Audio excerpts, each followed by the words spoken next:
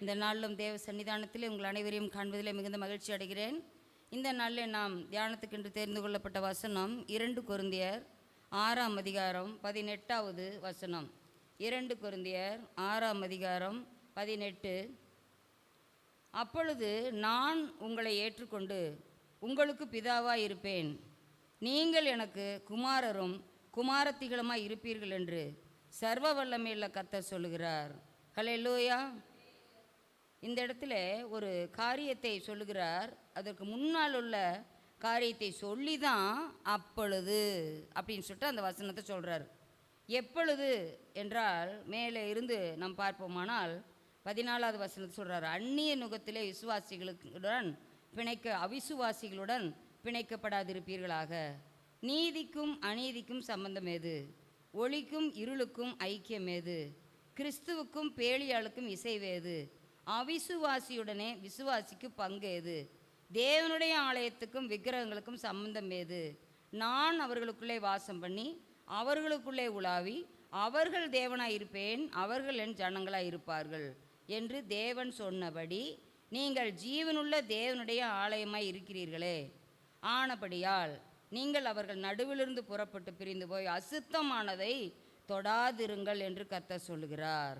அப்படி இந்த காரியத்தை, இந்த நிபந்தனைகள் கட்டளைகளெல்லாம் சொல்லி முடித்த பிறகுதான் என்ன சொல்கிறார்? அப்பொழுது நான் உங்களை ஏற்றுக்கொண்டு.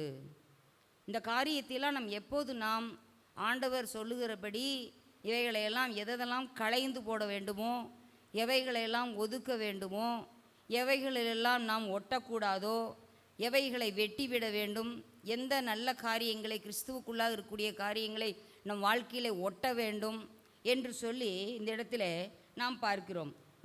அப்பொழுது நான் உங்களை ஏற்றுக்கொண்டு உங்களுக்கு பிதாவாக இருப்பேன், நீங்கள் எனக்கு குமாரரும் குமாரத்திகளுமாய் இருப்பீர்கள் என்று சர்வ வல்லமையுள்ள கர்த்தர் சொல்லுகிறார் என்று சொல்லி இந்த இடத்துல ஆல்மைட்டி காட் இதை சொல்லுவதாக இந்த வசனம் நமக்கு சொல்லுகிறது. இப்போ பாருங்கள், நம்ம ஆண்டவர் நம்மை ஏற்றுக்கொள்ள வேண்டுமென்றால், அவர் நம்மை குமாரரும் குமாரத்திகளுமாக ஏற்றுக்கொள்ள வேண்டுமென்றால் நம்முடைய வாழ்க்கையிலே எந்த விதமான அடல்ட்ரேஷன் காணப்படக்கூடாது. அடல்ட்ரேஷன் இருந்தால் அந்த காரியத்தை ஆண்டவர் விரும்புவதில்லை. இப்போ நிறையா காரியங்கள் நம் வாழ்க்கையில் நம்மை கெடுப்பதாக காணப்படுகிறது.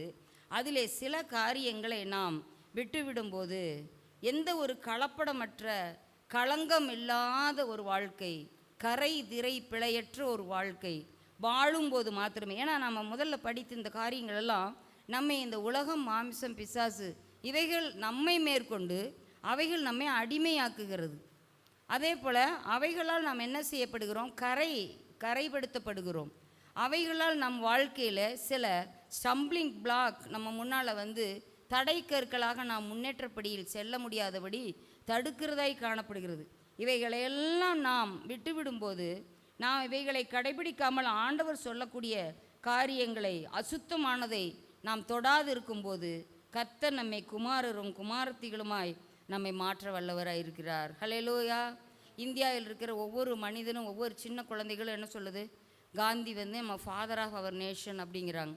அப்போ ஃபாதர்னால் இங்கே இருக்கிற இந்திய குடிமக்கள் அனைவரும் அவருடைய பிள்ளைகள் அப்படிங்கிற மாதிரி அது சொல்லப்படுகிறது. அவர் சுதந்திரத்திற்காக போராடிய நிமித்தமாக, விடுதலையை பெற்றுத்தந்த நிமித்தமாக. இப்போ சாதாரணமாக அந்த உலகப்புறமாக பெற்றுக்கொண்ட விடுதலையே இந்த மாதத்தில் நம்ம கொண்டாட இருக்கிறோம், 15ஆம் தேதி. இந்த விடுதலையை கொண்டாடினவரையே என்ன சொல்கிறாங்க? இந்தியாவின் தந்தை, சுதந்திர இந்தியாவின் தந்தை என்று. அப்போ நமக்கு ஆண்டவர் பாவங்கள், சாபங்கள், அக்கிரமங்கள், மீறுதல்கள், நம்மளுடைய எல்லா விதமான காரியங்களிலிருந்தும் நம்மை விடுதலையாக்கி இருக்கிறார். ஹல்லேலூயா. அநீதியாக இருந்த நம்மை நீதிக்குள்ளாக கொண்டு வந்திருக்கிறார். பாவ, சாப, ரோக அதிலிருந்து நம்ம என்ன செஞ்சுருக்கிறாரு? மீட்கப்பட்டு விலையேறப்பட்ட ரத்தத்தினால நம்மை சொந்தமாக்கி எவர்கள் அவரை ஏற்றுக்கொண்டவர்கள் எத்தனை பேர்களோ அத்தனை பேர்களும் அவருடைய புத்திரராகும்படி அதிகாரம் கொடுத்துருக்கிறார்.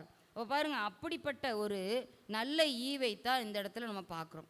ஆகவே நம்ம எவைகளிலெல்லாம் இன்னும் நம்ம வாழ்க்கையில் கலப்படம் காணப்படக்கூடாது என்று சொல்லி தான் இந்த கலப்படமற்ற ஒரு வாழ்க்கை, பரிசுத்தமான ஒரு வாழ்க்கையை குறித்து நாம் ஒரு 7 காரியங்களை துரிதமாய் சிந்தித்து நாம் திருவிருந்தின் பகுதிக்கு செல்லலாம்.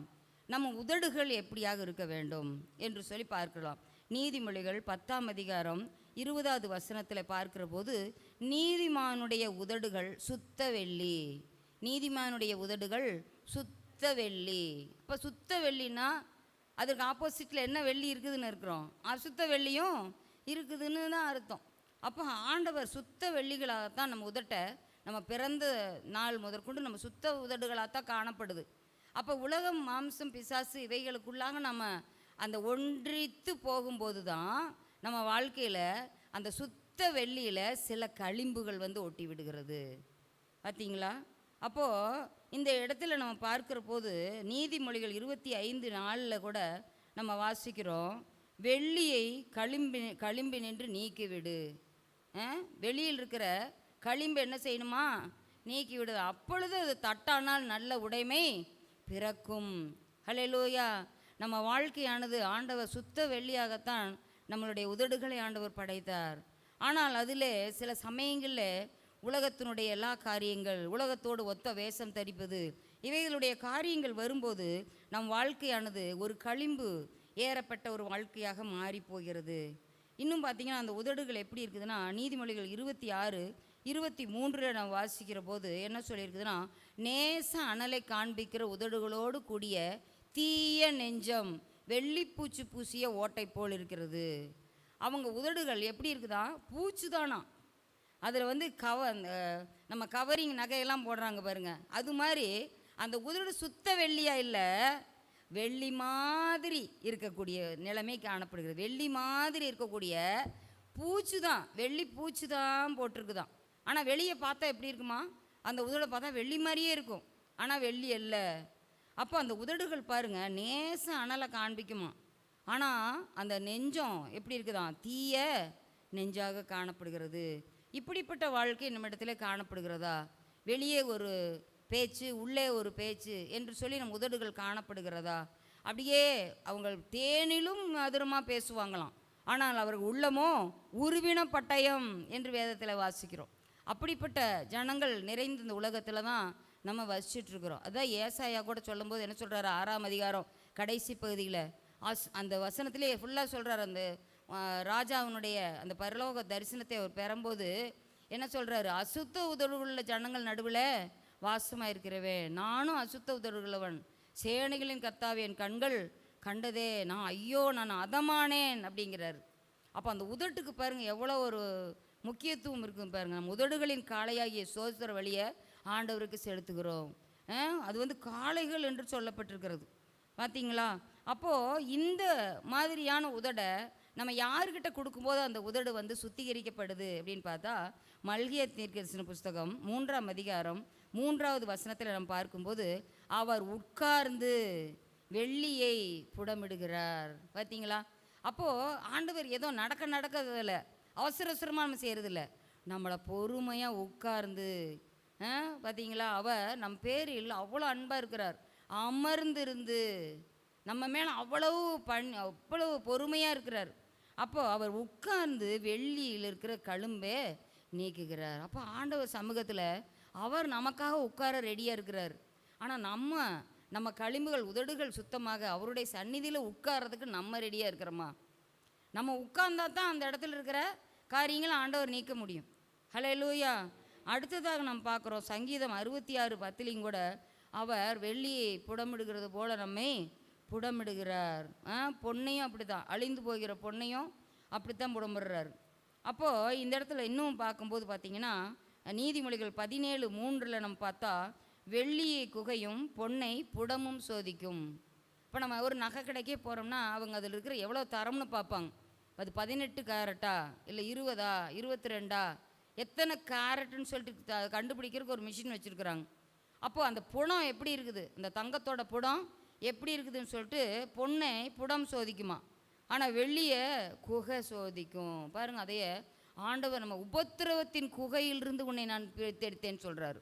உபத்திரவத்தின் குகையிலிருந்து நான் உன்னை தெரிந்து கொண்டேன்னு சொல்கிறாரு.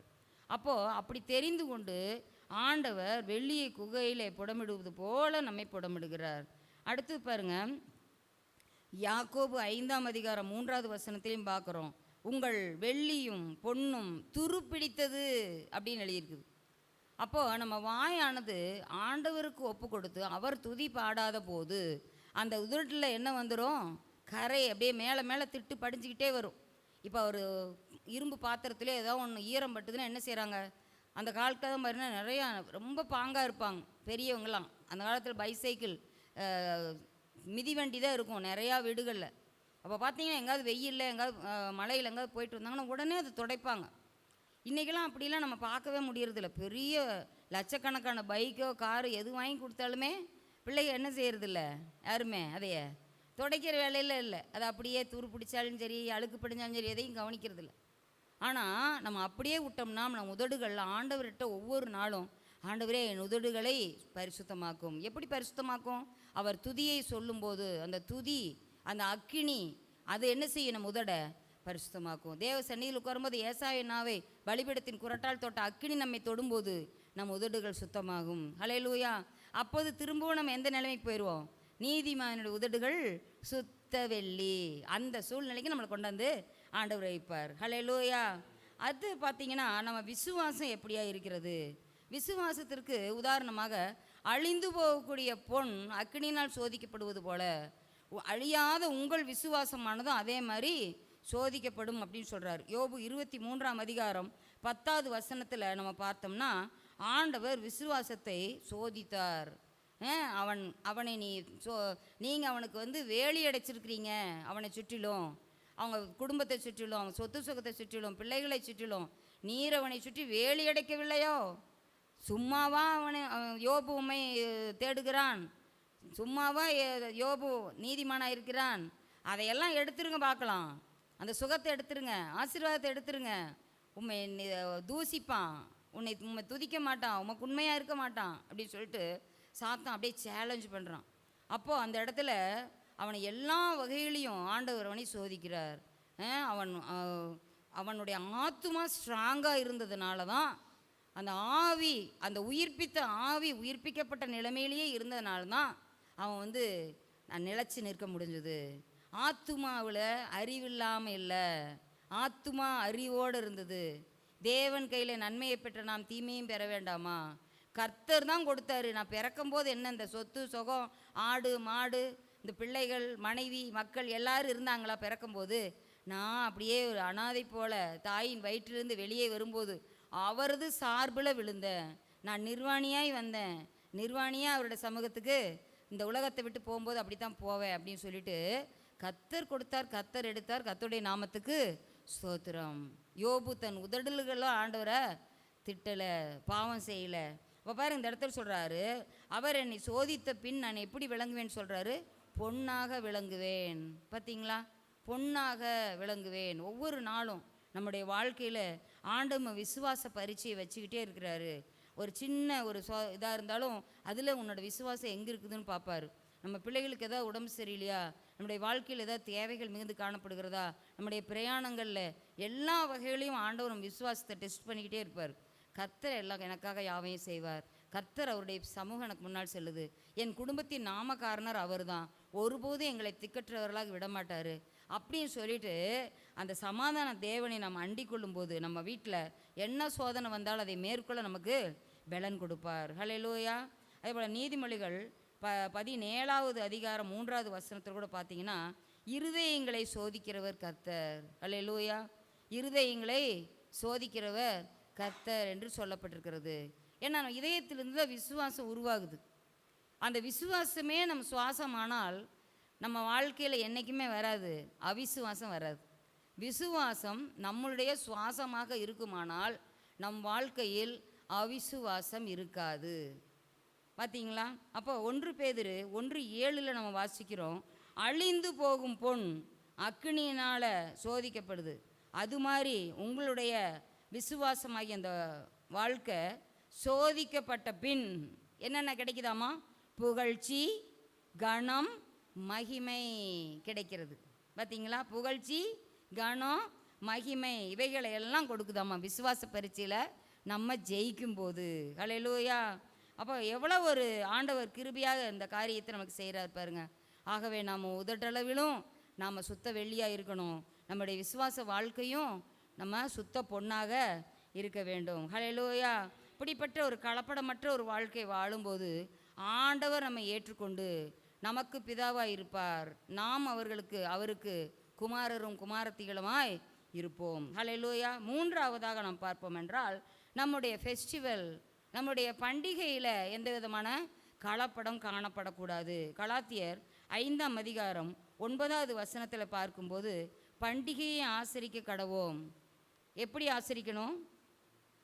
துர்க்குணம் பொல்லாப்பு என்கிற புளித்த மாவோடு அல்ல, துப்புரவு உண்மை என்கிற புளிப்பில்லாத அப்பத்தோடே பண்டிகையை ஆசரிக்க கடவோம். ஹல்லேலூயா.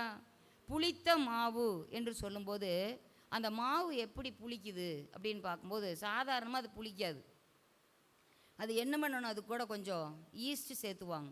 இன்னும் ப்ரெட்டு கடையில் நீங்கள் பார்த்தீங்கன்னா அந்த பேக்கரியில் ஃபுல்லாக பேக்கிங் பவுடர் போட்டு அதை இது பண்ணுதுன்னா அந்த பன் அப்படியே சாஃப்டாக வருது.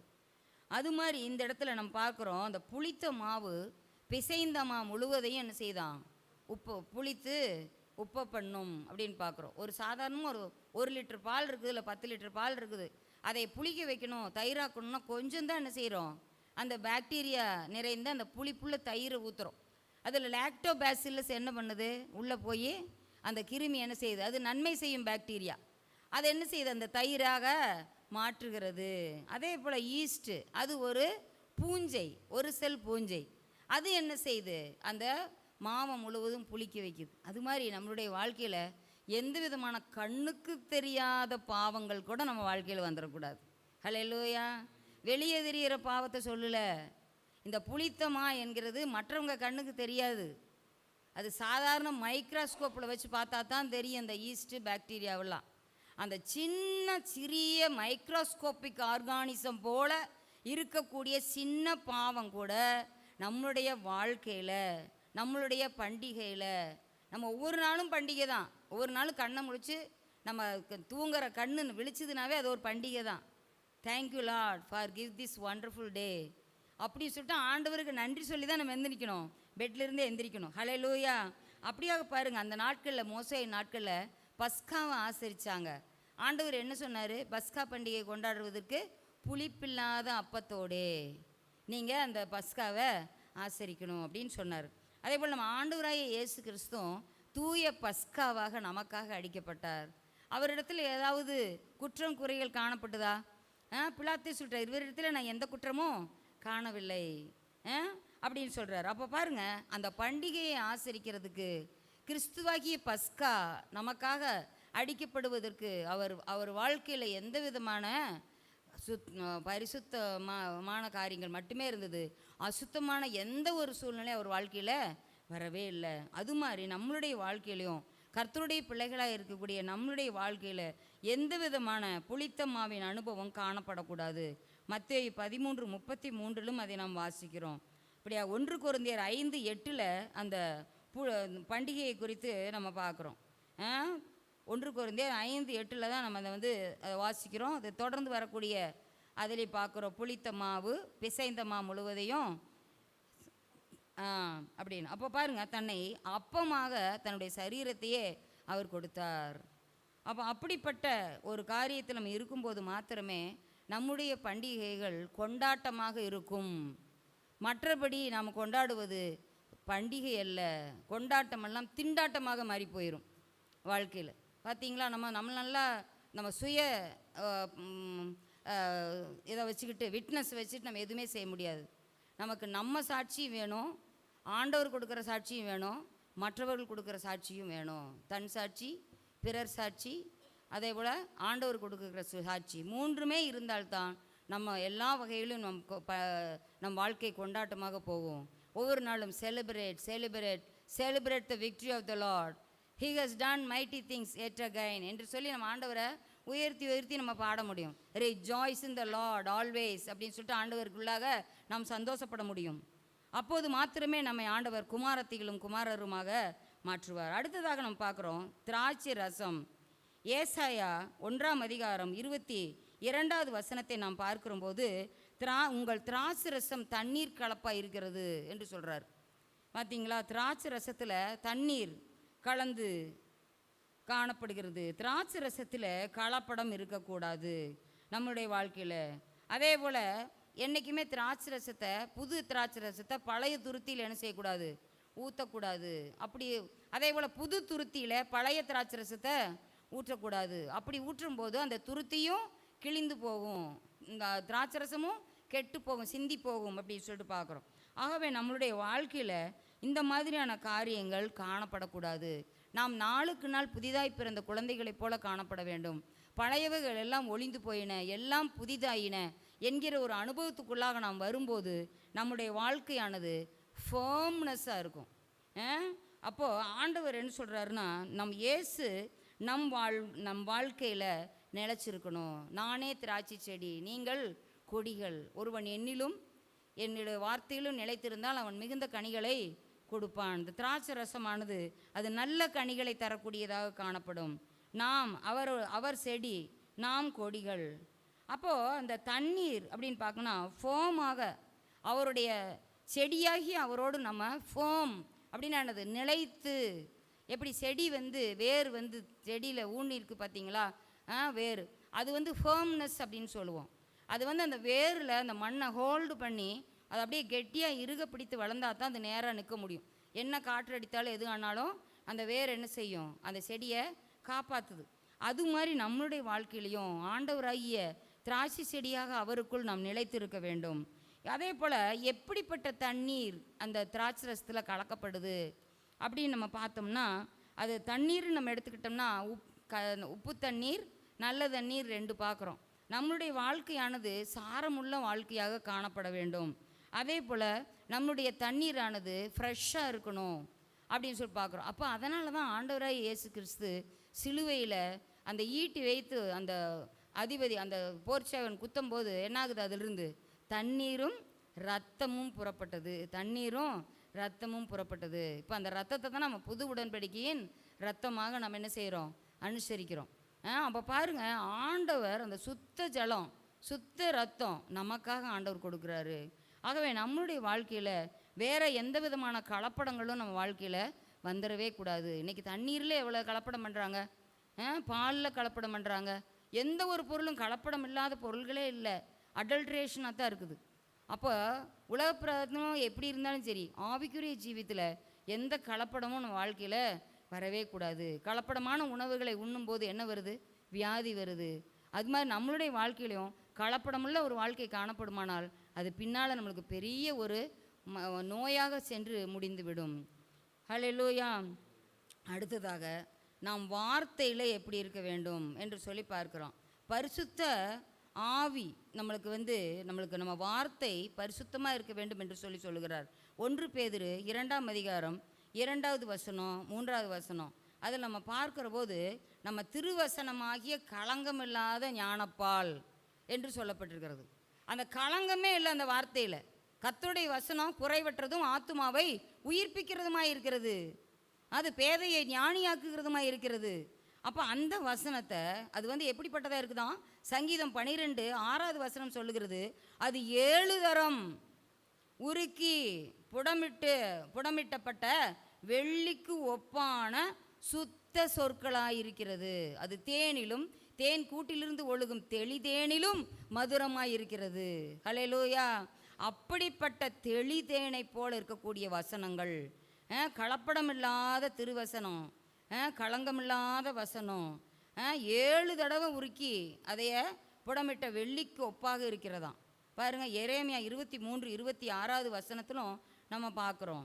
அப்போ நம்ம வார்த்தையில் கலப்படம் காணப்படக்கூடாது, நம்ம சொல்லுகிற உபதேசத்தில் கலப்படம் காணப்படக்கூடாது. கர்த்தருடைய வார்த்தையை அப்படியே உள்ளதை உள்ளதென்றும் இல்லதை இல்லதென்றும் சொல்லுங்கள் அப்படின்னு ஆண்டவர் சொல்கிறார். அப்போது நம்ம வார்த்தை எப்படி இருக்க வேண்டும், அப்படியே இதமான போதகர்களாக, இதமான போதனைகளை சொல்லக்கூடியவர்களாக காணப்படக்கூடாது.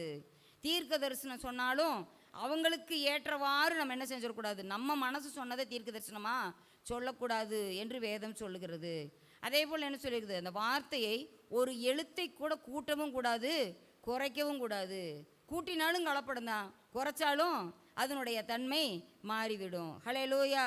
அப்படியாக இந்த வார்த்தைகளை, தேவ வசனத்தை நம்ம என்ன செய்யக்கூடாது, கலப்படம் செய்யக்கூடாது. 2 கொரிந்தியர் 2ஆம் அதிகாரம் 17வது வசனத்தில் நம்ம வாசிக்கும்போது தேவ வசனத்தை என்ன செய்யக்கூடாதான்? கலப்பாய் பேசாமல் துப்புரவாக பேச வேண்டும்.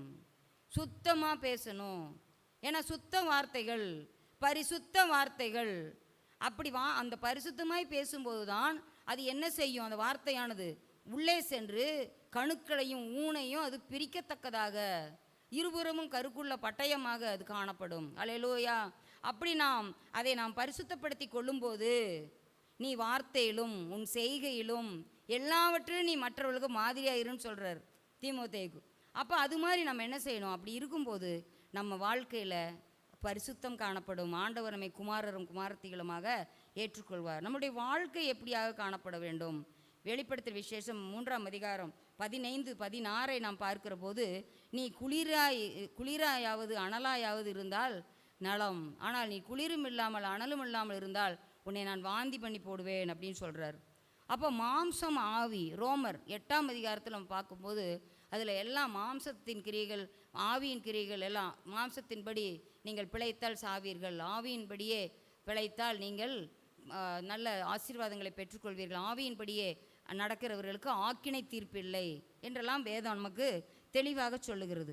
நம்ம வாழ்க்கை எப்படியாக காணப்படுகிறது? நம்ம இதயம், நம்ம வாழ்க்கை நம்ம இதயத்திலேருந்து வருகிறது நம்ம வாழ்க்கையாக வாழ்ந்துட்டுருக்குறோம். அப்போது அது ஒரே ஊற்றிலிருந்து கசப்பான நீரும் தித்திப்பான நீரும் புறப்படக்கூடுமோ அப்படின்னு சொல்கிறார். அதே போல் நம்ம வாயிலிருந்து துதித்தலும் சபித்தலும் நம்ம வாழ்க்கையில் காணப்படலாமா? அப்போ நம்மளுடைய காரியங்கள்லாம் ஆண்டவர் எப்படி இருமனம் உள்ளவன், தன் வழிகளிலெல்லாம் நிலையற்றவன். நம்ம வாழ்க்கையில் 2 மனமாய் நம்ம குந்தி நடக்கிறவர்களாக நம்ம கால்நடைகள் காணப்படக்கூடாது. நம் கால்நடைகளை சீர்தூக்கி பார்க்க வேண்டும். கண்கள் நமக்கு முன்பே நேராய் நோக்க வேண்டும். நம் இருதயம் அவருக்கு முன்பாக செம்மையாக இருக்க வேண்டும். நம் காதுகள் அவர் வசனத்தை கேட்க வேண்டும். எல்லாவற்றிலும் நம்மை ஆண்டவர் அப்படியாக பரிசுத்தமாக இருக்க வேண்டும் என்று வாஞ்சிக்கிறார். ஹல்லேலூயா. அந்த இருளான உலகத்தில் நம் வெளிச்சமாக வாழணும். அதே போல் வெளிச்சம் வர வர என்ன செய்யணும்? நீதிமானுடைய பாதையோ நடுப்பகல் வரைக்கும் அதிகமாய் பிரகாசிக்கிற சூரிய பிரகாசம் போல் இருக்கும். நம்ம வெளிச்சம் கொஞ்சம் மங்கி எறிகிற திரியை போல் இருந்துன்னா அதே நம்மளுக்கு போதும்னு நம்ம நினைக்கக்கூடாது. இந்த ஒரு வீட்டுக்கு மட்டும் என்னோடய வெளிச்சம் அடிக்குது, இந்த ரூமுக்குள்ளே மட்டும் என் வெளிச்சம் தெரியுது போதும் அப்படின்ட்டு கூடாது. நம்ம வெளியே போனாலும் ரோட்டில் நடக்கும்போது உலகத்திற்கு நீங்கள் வெளிச்சமாக இருக்கிறீர்கள் தான் ஆண்டவர் சொல்கிறார். அப்போ வெளியே போகும்போது உலகத்துக்கே டார்ச் அடிப்பேன் அப்படின்னு சொல்லிட்டு அழகாக ஃபாதர் பாடுறார். அப்போ உலகத்துக்கே டார்ச் அடிக்கணும். நம்ம வெளிச்சம் எப்படி இருக்கணும்? உங்கள் வெளிச்சமானது நடுப்பகல் வரைக்கும் அதிகமாக பிரகாசிக்கிற சூரிய பிரகாசம் போல் இருக்கணும். அப்போ அதிகமாய் நம்ம வெளிச்சத்திலே இன்னும் வெளிச்சம் கண்டு நம்மை காண்பவர் அவரை காணத்தக்கதான ஸ்லாக்கியத்தை நம்ம பெற வேண்டும். அதேபோல் நம்ம வாழ்க்கையானது புத்தியுள்ள ஸ்திரீயை போல, புத்தியுள்ள ஸ்திரன் வீட்டை கட்டுகிறாள், புத்தியுள்ள கன்னிகைகளைப் போல மணவாளன் வரும்போது அவருக்கு எதிர்கொண்டு போகிற கன்னிகைகளாக நம்ம காணப்பட வேண்டும். அதே சொல்ல குணசாலியான ஸ்திரீயாக காணப்பட வேண்டும். மதியற்றதும் வாயாடியுமாய் நம் வாழ்க்கை காணப்படக்கூடாது என்று சொல்லி இதெல்லாம் பார்க்குறோம். அடுத்து கடைசியாக நம்ம பார்க்குறோம், 7ஆவதாக நம்ம இருதயம், ஹார்ட், சுத்த இருதயத்தை ஆண்டவர் நமக்கு தரணும். நீதிமொழிகள் 4:23 வசனம் பார்க்கும்போது, உன் இருதயத்திலிருந்து தீங்கை எடுத்து போடு, திருக்குள்ளதும் கேடுபாடுமான இருதயம்னு சொல்லியிருக்குது. அப்போ தீங்கை நாம் எடுத்து போட வேண்டும். அப்படி எடுத்து போடும்போது அந்த இருதயத்திலிருந்து என்ன ஊற்று புறப்படும்? ஜீவ ஊற்று புறப்படும். மார்க்கு சுவிசேஷம் 7:21-23 வசனத்து வரைக்கும் வாசித்தோம்னா நம்ம இதயத்தில் பொல்லாத சிந்தனைகள், விபச்சாரம், இந்த மாதிரி நிறைய காரியங்கள் நம்ம இதயத்திலிருந்து தான் புறப்படுது. அப்போ இதயத்துக்குள்ளே இது எப்படி போகுது? நம்ம கண்ணில் பார்க்கக்கூடிய காட்சியானது இதயத்துக்கு நேராக போகுது. நம்ம காதில் கேட்குறது நம்ம இதயத்துக்கு போகுது. அப்போ என்ன ஆகுது? கண்ணும் காதும் பார்க்குறத நம்ம இதயம் என்ன செய்யுது? ஒரு பிளான் போட்டு ஸ்கெட்ச் போட்டு கொடுக்குது. அந்த மூளையும் இதயமும் சேர்ந்து அதுக்கு ஒரு பெரிய பிளானை போட்டு கொடுத்துருது. அந்த காட்சிக்கு, அந்த காரியங்களுக்கு ஒரு பிளான் போடும்போது அந்த திட்டத்தின்படி நாம் தேவ திட்டத்தை மறந்து இந்த திட்டத்துக்கு நாம் செவி சாய்க்கும் போது அது என்ன ஆகுது? அந்த இதயமானது அப்படியே கண் போன போக்கிலும் கால் போன போக்கிலும் போகுது. அதை தான் நம்ம பிரசங்கி 11 கடைசி வசனம், வாலிபனே உன் இளமையில் சந்தோஷப்படு, உன் நெஞ்சின் வழிகளிலும் கண்ணின் காட்சிகளிலும் நட, ஆனாலும் கர்த்தர் எல்லாவற்றிலும் உன்னை நியாயத்திலே கொண்டு வந்து நிறுத்துவார் என்ற அறி. கர்த்தர் இருதயங்களை நிறுத்து பார்க்கிறாராம். பார்த்துங்க, இருதயத்தை நிறுத்து பார்க்குறார். அப்போ நமக்கு லகுவாக இருக்குதா? இதயமானது கனத்து காணப்படுதா? இதயமானது கல்லாக காணப்படுகிறதா? இல்லை நொறுங்குண்டதும் நறுங்குண்டதுமாக இருக்கிறதா? ஆண்டவர் அதை தான் பார்க்குறார். கல்லாக இருந்துன்னா இதயம் அப்படியே வெயிட்டாக இருக்கும். ஆண்டவர் நிறுத்து பார்க்கும்போது கரெக்டாக கண்டுபிடிச்சிருவார். நம்ம இதயத்தில் பரிசுத்த ஆவியானவர் நிறைஞ்சு காணப்பட்டார்னா எப்படி இருக்கும்? லகுவாக இருக்கும். ஆவிக்கு அவ்வளோக்கா சாலிடுக்கு இருக்கிற வெயிட் எப்படின்னு இருக்காது, கேஸுக்கு இருக்காது. அப்போ நம்ம வாழ்க்கையில் தீங்கிலிருந்து இதயத்திலேருந்து எடுத்து போட்டுறணும். கவலை கஷ்டங்கள்னால, லௌகீக கவலைகள்னால நம்ம இதயத்தில் நம்ம தீட்டுப்படுத்திடக்கூடாது, கலப்படம் பண்ணிடக்கூடாது. நம்ம வசனத்தை, தேவ வசனத்தை இதையெல்லாம் எடுத்து போடும்போது வேத வசனத்தை உங்கள் இதய பலகையில் எழுதி வையுங்கள் என்று சொல்கிறார். அப்போ அந்த இதயத்தில் வசனத்தால் நம்ம நிரப்பும்போது, ஒவ்வொரு அறைகளிலும் வசனத்தால் நிரப்பும்போது அறைகளில் சுகமும் அதில் அருமையான காரியமும் காணப்படும். பார்த்தீங்களா? நம்ம வீட்டில் இருக்கிற அறைகள் எல்லாம் இல்லை, நம்ம இதயத்தின் அறைகளையும் நம்ம பாதுகாக்கணும். அல்லேலூயா. அந்த கலப்படமற்ற வாழ்க்கையாக நாம் செய்யும்போது ஆண்டவர் நிச்சயமாக நாம் அந்த வசனத்தில் வாசிக்கிறபடி 2 கொரிந்தியர் 6ஆம் அதிகாரம் 18வது வசனத்தில் சொல்லப்பட்ட ஆசீர்வாதங்கள் நமக்கு பலிக்கும். இப்படிப்பட்ட நல்ல ஆசீர்வாதங்களை ஆண்டவர் நமக்கு தந்து நம் வாழ்க்கையானது புதிதாய் பிறந்த குழந்தைகளைப் போல நம் வாழ்க்கை காணப்பட வேண்டும். நம்முடைய எல்லா உதடுகளை ஒப்பு கொடுப்போம். நம்முடைய விசுவாச வாழ்க்கையை ஒப்பு கொடுப்போம். நம்முடைய பண்டிகை நாட்கள், நம்மளுடைய வாழ்க்கை ஒவ்வொரு நாளும் நாம் எப்படியாக ஆண்டவருக்குள்ளாக நாம் காணப்படுகிறோம்? நம்ம ஆண்டவருக்குள்ளாக நாட்டப்பட்ட மக்களாக இருக்கிறோமா? நம்மளுடைய நிலைத்த தன்மை எப்படியாக இருக்கிறது? திராட்சரசமானது தண்ணீரினால் கலப்படமாயிற்றுன்னு சொல்கிறாரு. நம்ம வாழ்க்கையில் எந்த விதமான கலப்படங்கள் காணப்படக்கூடாது. திராட்சை ரசமாக நம்மளுடைய வாழ்க்கையானது ஆண்டவர் மனமுள்ளதாய், நிறமுள்ளதாய், திடமுள்ளதாய் காணப்பட வேண்டும். ஒரு கல்யாண வீட்டில் அன்றைக்கி ஆண்டவர் இந்த திராட்சரசை ஆசீர்வதிக்கும் போது மனமும் குணமும் அது எல்லா விதமான தன்மையும் அது பெற்றது. அது மாதிரி நம்மளுடைய வாழ்க்கையை ஆண்டவர்கிட்ட ஒப்பு கொடுப்போம். ஆண்டவர் நம்மை ருசியுள்ளதாக மாற்றுவார். நம் வார்த்தையிலே கலப்படம் இருக்கக்கூடாது. வாழ்க்கை அதே போல் இருதயம் எல்லாவற்றையும் ஆண்டவர் சமூகத்தில் ஒப்பு கொடுப்போம். ஆண்டவர் தாமே இந்த மாதம் முழுவதையும் நன்மையும் செம்மையுமாக நமக்கு ஆண்டவர் மூடி சூட்டுவாராக.